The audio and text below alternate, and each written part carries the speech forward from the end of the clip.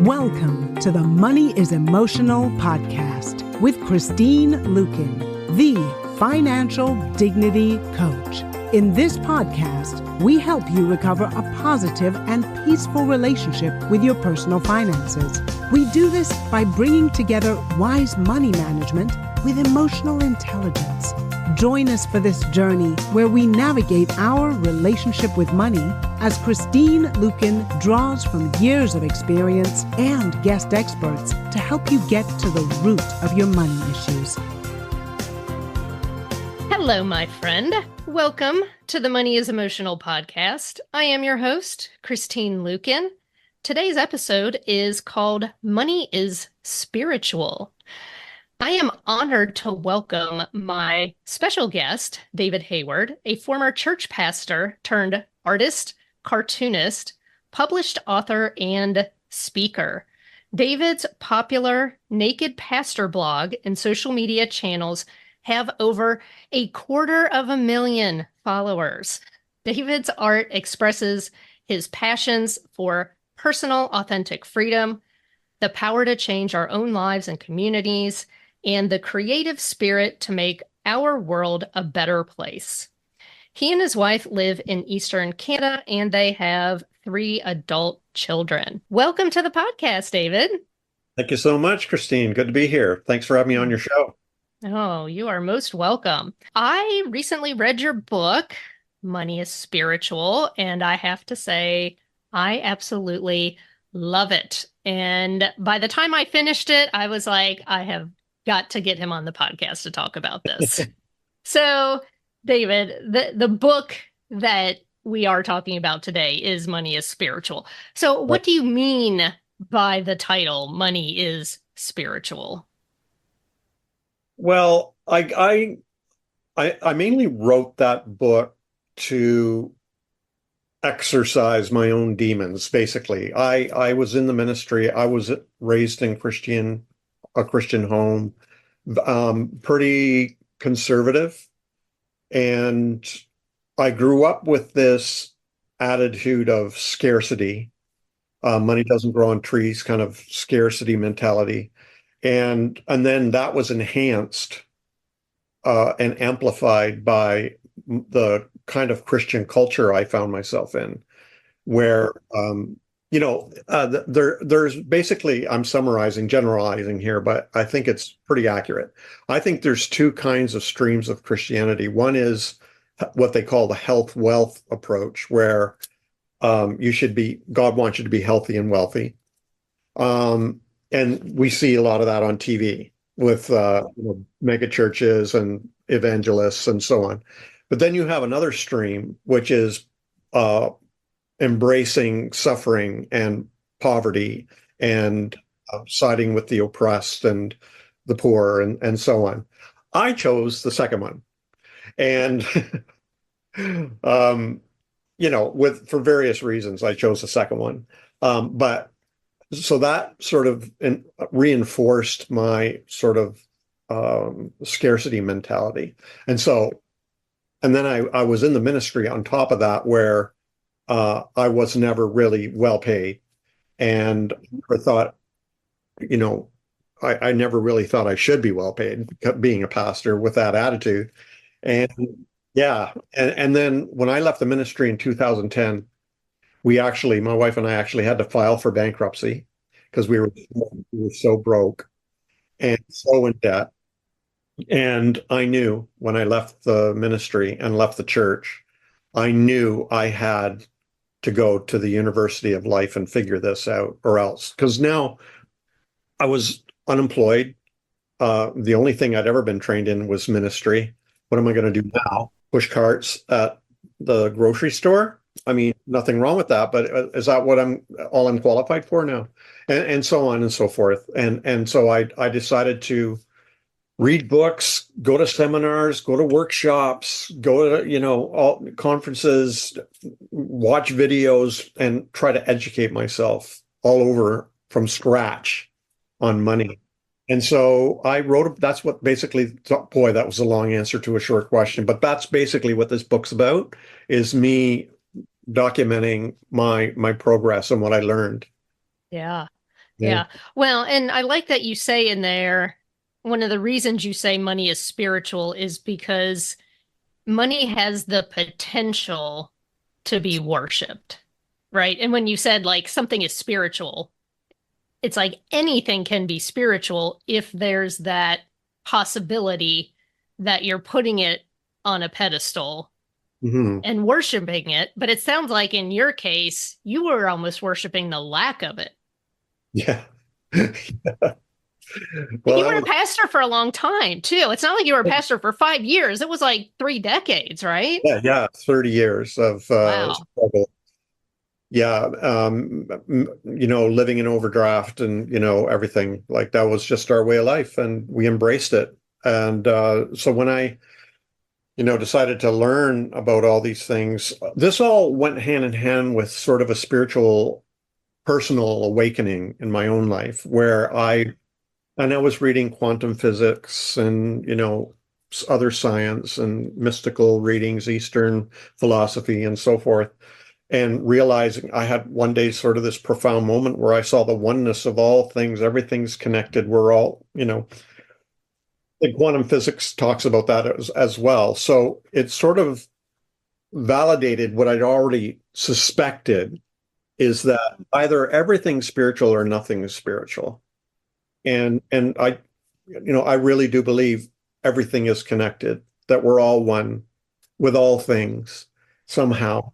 And so money belongs, money belongs necessarily. Money belongs in that category of everything spiritual. So that for me was a very profound, eye-opening experience because, not only was I a pastor, not only did I have a poverty mentality, but I was also an artist. Many artists and creative types struggle with that whole idea that money pollutes or Yes. diminishes the value of their work, So, Hmm. mhm, Yeah, I certainly see that a lot in clients of mine and followers of mine who, right. they feel like their work is a mission and that being paid well for it taints that mission Yes. somehow. Yes. Yeah. Yeah. We must eject that mentality. Yes, But I know it's so much easier said than done, isn't it? As you know it from, is. yeah. Yeah. Well, and like you, so I grew up Catholic, and went to Catholic school my entire, grade school, high school, and I heard things like Mhm. money is the root of all evil and blessed are the poor and then you would leave church and then you would go out into the real world and you would see the opposite of that. Yeah. Like get a good job and you need to make good money and you got to pay the bills and it was just like it was hard to reconcile those two things. And in my early 20s, even though I had an accounting degree, my story is I crashed and burned in my early 20s. And part of it was because I was dating a guy who was horrible with money, who was more like my teenage son than my partner. So when you talked about like living in overdraft, I literally felt that in my body again. I was like, I know how that feels, and it sucks. It sucks. That's stuff.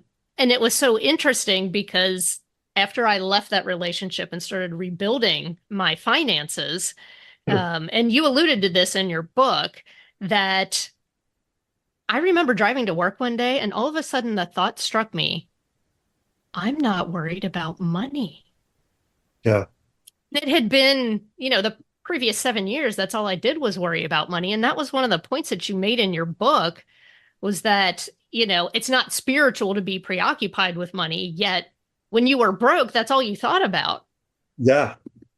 You know, Tara Westover in her book Educated, um, she talks about that. It's her memoir of growing up in extreme poverty and then going against all the flow of the cult she was basically raised in, going to school, going to university, going to higher education, and suddenly having money. And she actually says that was one of the blessings she discovered about money is you didn't have to think about it.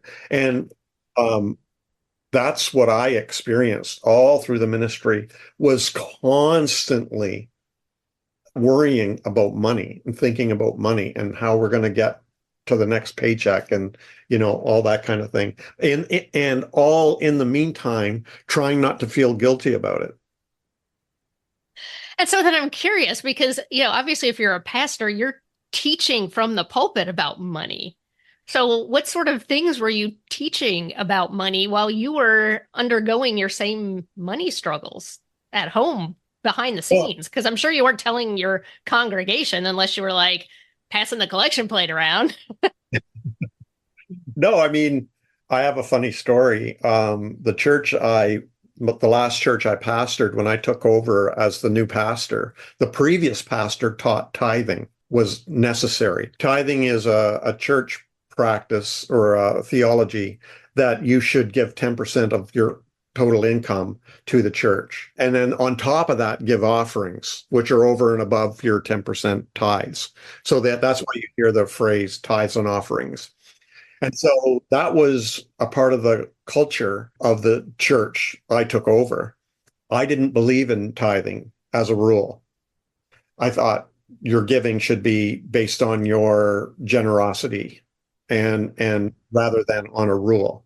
So up to this point, the church was bringing in thousands of dollars, like many thousands. This isn't the real number, but let me just give a number to help the story out.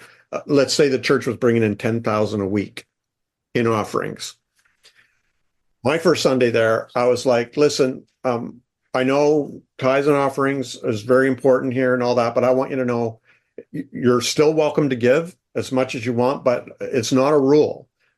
I really don't believe in the law of tithing, although I use that sort of 10% as a value system for my own personal life, but I don't feel I'm beholden to a law for it. It's voluntary.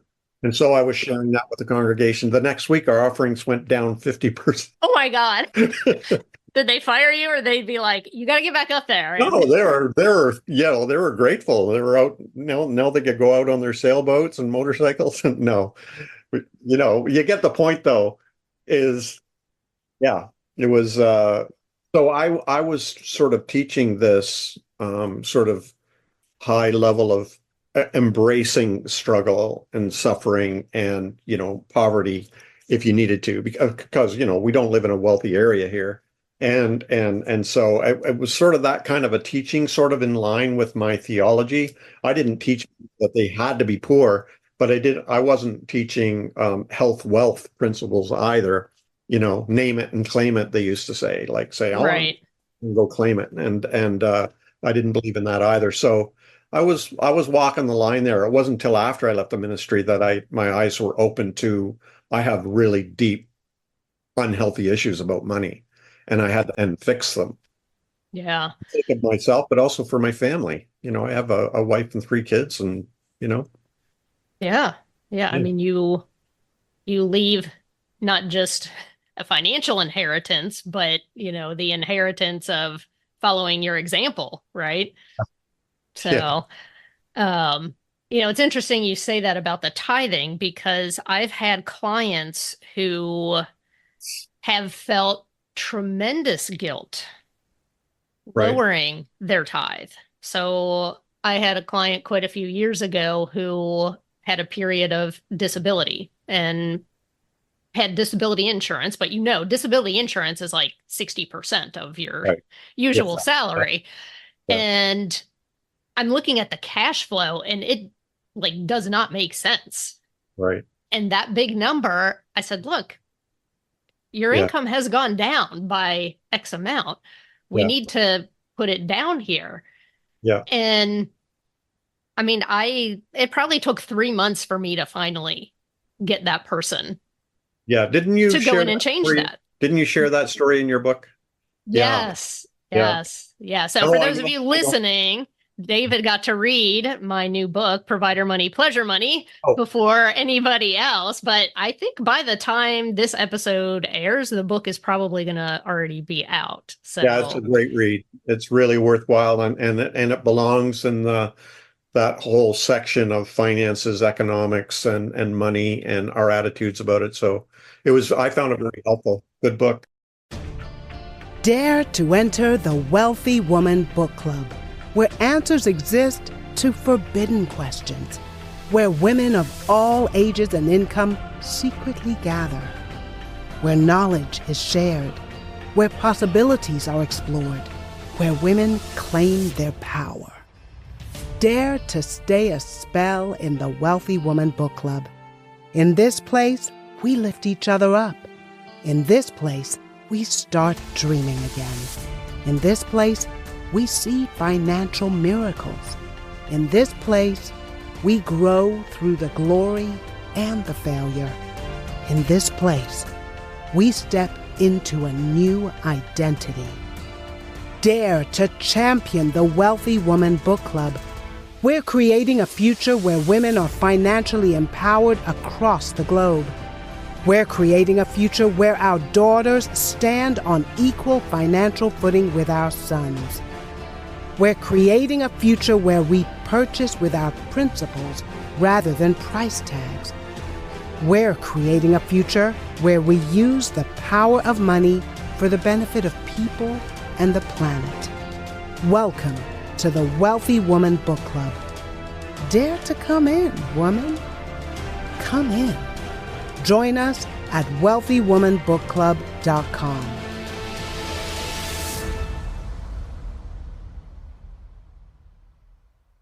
Well, and I've had other instances in my own life of it's almost like finances being weaponized in the church.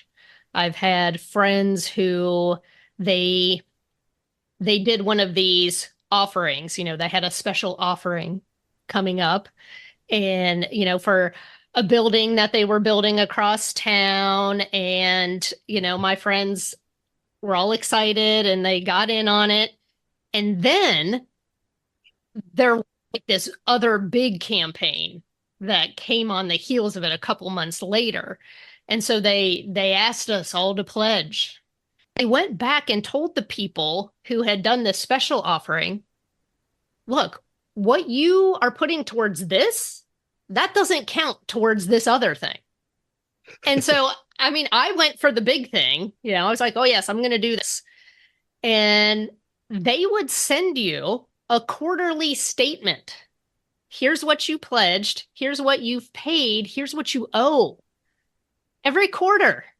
And then I feel like this has happened to me at least 2 or 3 times. Anytime I've been joining the church campaign and said, yes, I'm going to give this much, there is some kind of economic downturn.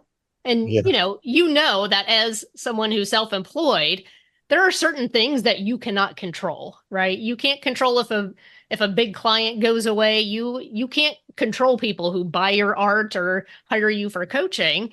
And I felt tremendous guilt about not being able to meet that commitment. And I ended up leaving the church because it was like so embarrassing that I owed them this money. And I'm like, I felt like it turned into a bill collector thing. Yeah. Sometimes you wonder if you have an S for sucker on your shirt or something. But imagine publishing in the annual report what people gave. By name? Like for everybody to see? By name. Oh my God. This is all commonplace. Like I know a lot of people who, they struggle with the guilt of it, but it's mostly private, but they know their leadership knows, the church leadership. But there are places where what you give is published annually in the annual report. So yeah, there's a lot of pressure out there to give a lot of money to these things, but yeah. Well, and I'm on the same page with you as far as I am usually giving at least 10% just because I feel like that amount keeps money in its rightful place in my life.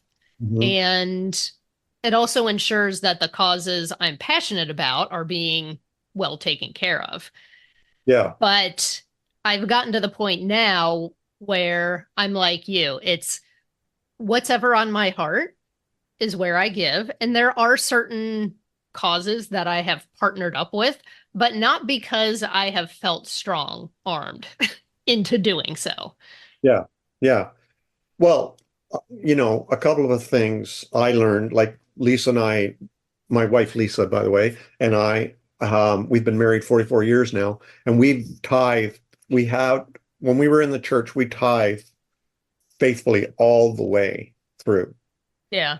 I have no idea how much money we gave to the church, and I'm scared to look or add it up, but we gave a lot. But I learned a big thing because we also help people out during the week and things like that, and sponsored a child and things like that through our lives.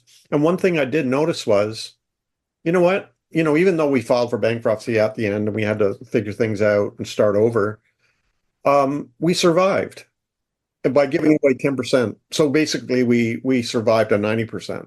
And so I sort of carried that with me so that now I don't know, I'm sure I might be giving more than 10% because I am an artist and I'm not dragging in tons of money, but I'm happily and comfortably living my life. And Lisa's a full-time nurse. And we support, like you, we support things we're very passionate about and care about, like UNICEF or Amnesty International, and we still support a child, sponsor a child, and so on and so forth, right? So things we really care about. But I'm not going to give money away to some kind of a corporate machine or a popularity contest or, a politician or things like that. Like, I'm not going to go that route. I'm going to support efforts that I'm really passionate about. Mm-hmm. Yeah. Well, the church that I had left, one of the things that was kind of like the nail in the coffin, so to speak, was that when they were teaching the tithe, they said the tithe has to go to the local church. Like, Yes. your offerings can go elsewhere. Yes. I'm the kind of person where if you tell me not to do something, I'm going to go do it. Or if you tell me like you have to do it this way, I'm like, I've got this little natural rebel inside of me. It's like, no, don't tell me what to do. I can think for myself.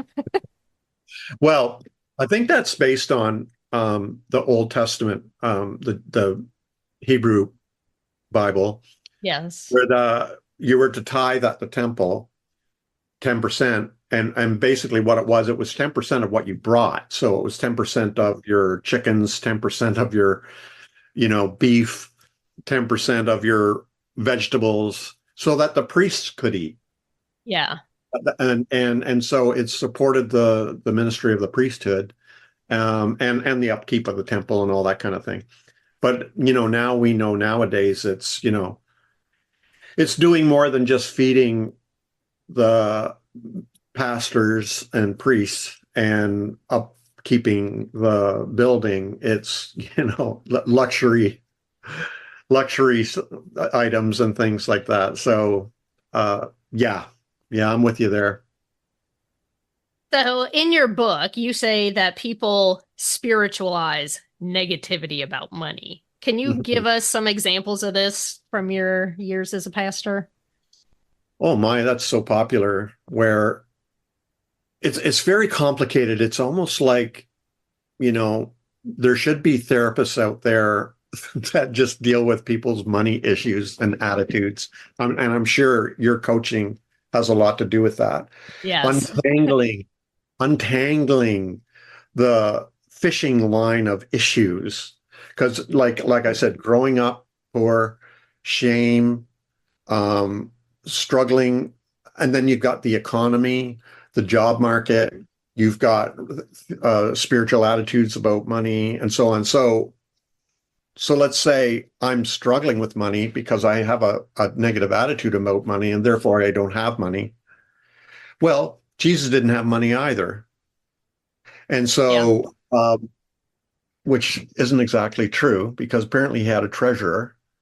And so, but we take that attitude that Jesus didn't have a place to lay his head or wandered about, and so I'm going to be like Jesus, and then we sort of solidify that reality in our lives to the point where it's almost like you need to be deprogrammed to get rid of that idea. And boy, it took me years, literally years to Yeah. get to the point where I didn't actually feel guilty asking for money for my art. Yeah. Let's talk about that. What are like some specific things that you did to heal your relationship with money, especially as it relates to charging what you're worth as an artist and an entrepreneur? Mhm. There's a scene in a movie called 310 to Yuma, and it's about this criminal cowboy who needs to be taken to this town, Yuma, to show up in court.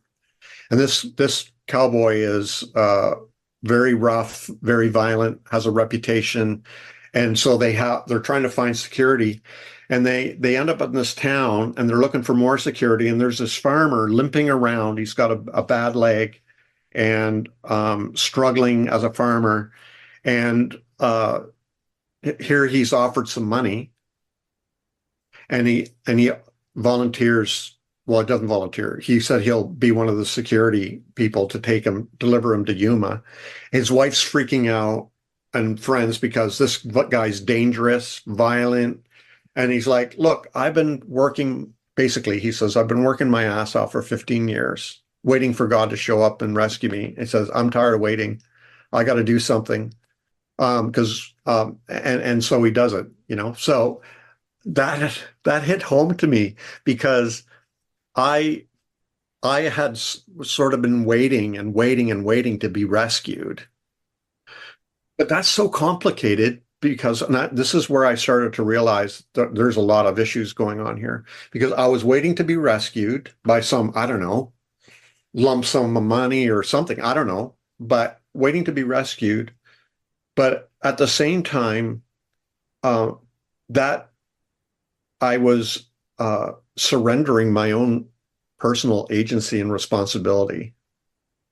So rather than me stepping up to the plate, owning that I have a problem and I need to fix it, and going out there and making money, I was waiting to be rescued. So you can see all of the issues that are tangled up in that mess. Yeah. So I actually, this was one of the first exercises I did, and I remember consciously doing this where I was at that point where, my whole idea about God and everything was changing or crashing or eroding or whatever. But at that time, I was like, all right, God, sorry, you're going to have to forgive me.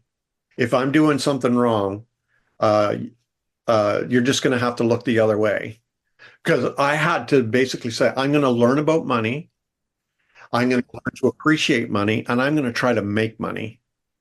Now, that to me I felt like such a sleazeball. I felt so wicked and sinful and slimy. And I just hated that feeling. But I was like, Lord, I'm going to have to work through this. But you're going to have to forgive me, but I'm going to try this for a while, for a season, to see if it works. But so it was an actual intentional, transgressive kind of a feeling, right? Yeah. Now, I don't think it is transgressive, but it felt transgressive to me. Right. And so that was the first number one thing that I had to do. I had to say, okay, nobody's coming to rescue me. I need to do this. And so forgive me, but I've got to do this. I had a similar feeling, but it was relative to selling in my business. Mm-hmm. Mm-hmm. I remember, so I used to work with my brother in the family business, and I was in charge of HR and accounting. So I loved counting the money, and I was okay with making money if hard work was involved. So working for the family business, it was machine tools. It's a rough industry. It's it's not easy. My brother and I would say, like, when you work 1 year at the family business, it's like working 2 or 3 years for any other business, right? That's going to suck the life out of you. It's going to age you. And so I had no problem accepting, $100,000 a year because it was work, right? Right. And he was in sales. I made him, do you remember the accessories posters? Oh, yeah. Okay, where they'd have like, a picture of the lion and it would say like Team Pride and have some little catchy saying.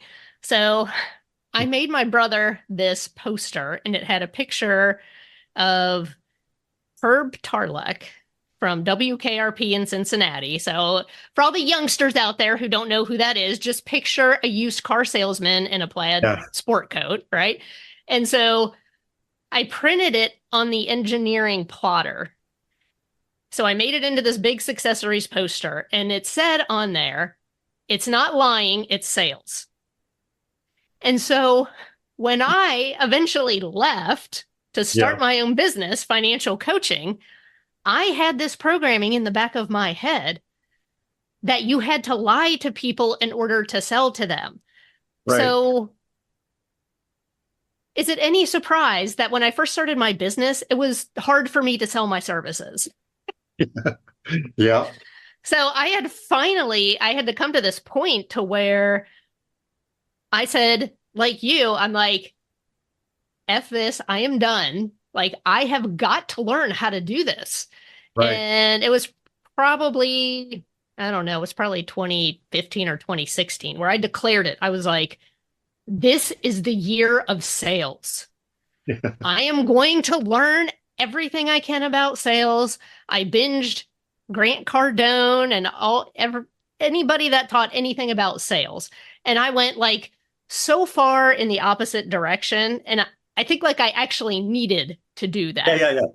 Yeah, totally. I mean, I went to Tony Robbins and all that kind of stuff, right? And I'm telling you, like, that was a life-changing experience. Just hanging around, not so much Tony Robbins, to be honest with you, but hanging around other people whose mentalities were totally way elevated above mine.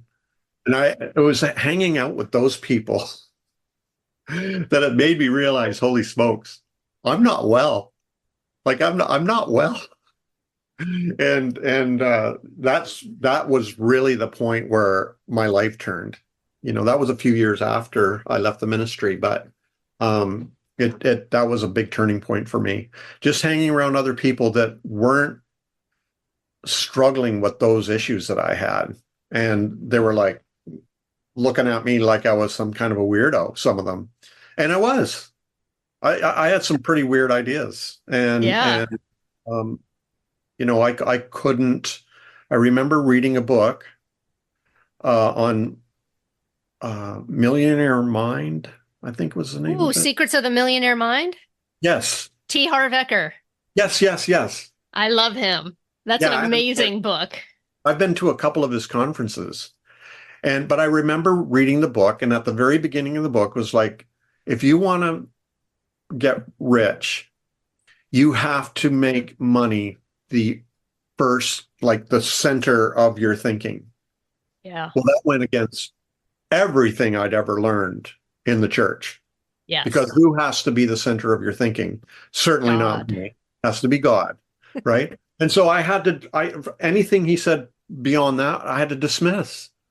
Yeah. Like, so you can see how damaging and crippling that kind of theology is, right?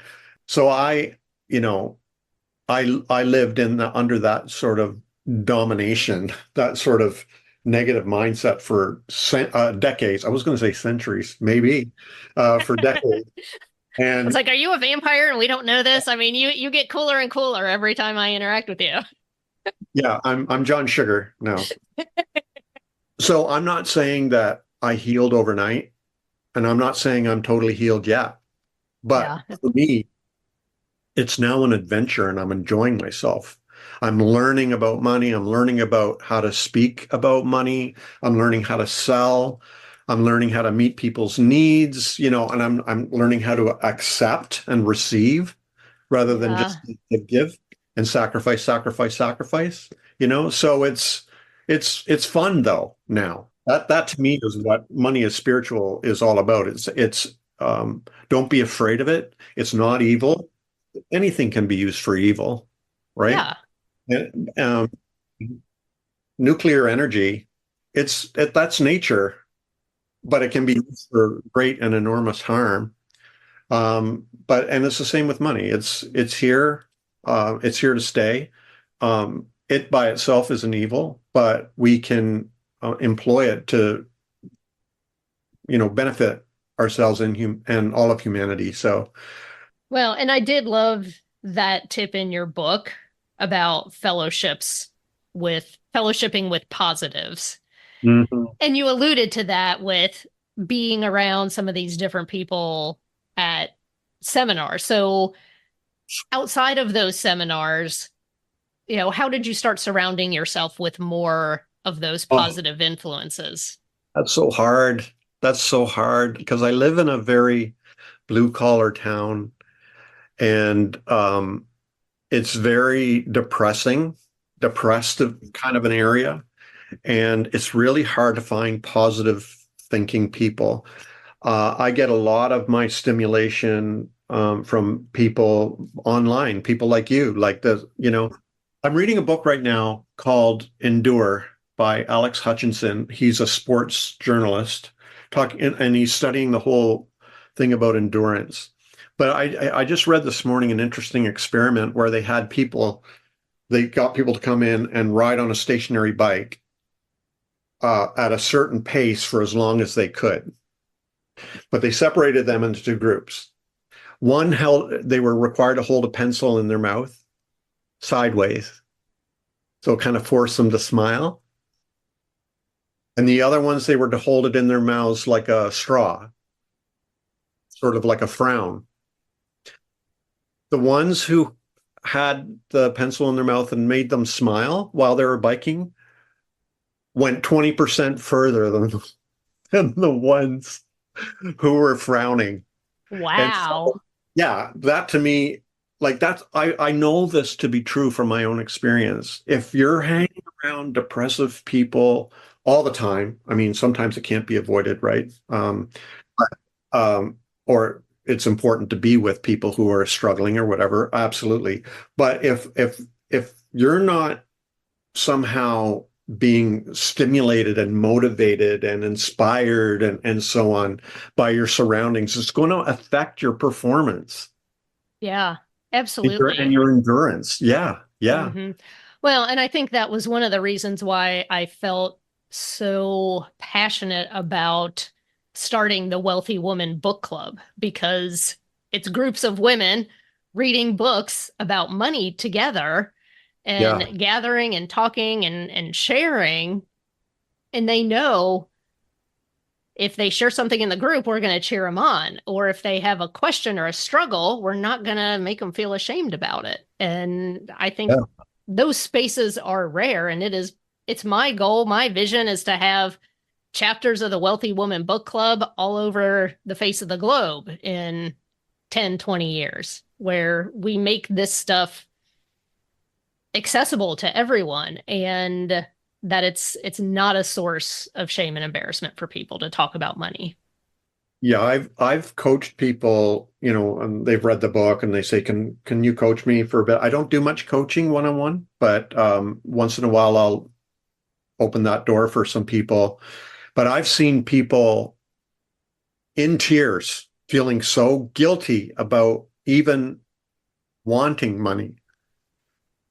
And like artists they have beautiful work and they feel so guilty asking for money. And they're just in tears. It's almost like they're feeling like they're being asked to betray someone. That's the only way they're going to live, is they have to betray somebody they love. And yeah, it's not easy. I know, I've been there. Yeah. And I think there's a lot of self-worth tied up in it. I just know from my own journey that the more I love and appreciate myself and stand in my own worth and know the worth of what I am offering to other people, the Mhm. easier it is for me to sell, and the easier it is for me to receive money joyfully and graciously from other people. Yeah. I mean, you probably get criticism and hate and stuff. I get hate every day through, like, I'm on all the social media, and the amount of hate I get from people. And at first, that used to be my Achilles heel, when somebody said, "I can't believe you're charging money. You're just like every other, salesman, preacher, whatever," right? And it would throw me off for a couple days. But now I just see that that's silly, and they need healing themselves. And so I do recognize there's a lot of hostility out there about money. And I'll admit too, the church and religion and some spiritual leaders have really encouraged that by their abuse of money and power, and it's sort of invited criticism too. So, Well, I will say, obviously, I'm actively following you on Instagram. I see the things that people say. I'm always the one like giving you the little cheerleading, because it's like, I know what it feels like to receive those negative comments, but you handle things so well. And I've actually learned a lot by watching how you handle your quote haters, because, you're seeing them with eyes of love, and you're like, ugh, I've been there, and I know that place that this person is coming from, and they do need to heal. They don't even know they need that right now. Imagine if everyone around you, I often think of this, imagine if everyone you loved and respected and needed was around you, cheering you on every step of your way. Even when you were saying, "Fuck this, I'm going to make money," and they're like, "Go for it, girl, go for it." Life would be so much easier. I'm not saying it would be totally easy. We'd still have to get over ourselves. But at least we've got a cheerleading squad, supporting us, and we wouldn't feel so paranoid and nervous about being rejected and shamed and, shunned and all this kind of stuff. So, it's a real tough world out there for artists and creatives and people who are in religion and spirituality and so on, which I endorse. I endorse spirituality, but it can foster an unhealthy attitude about money and creativity. And we need to. I would like to see that cured. In spirituality and in a lot of people who are spiritual.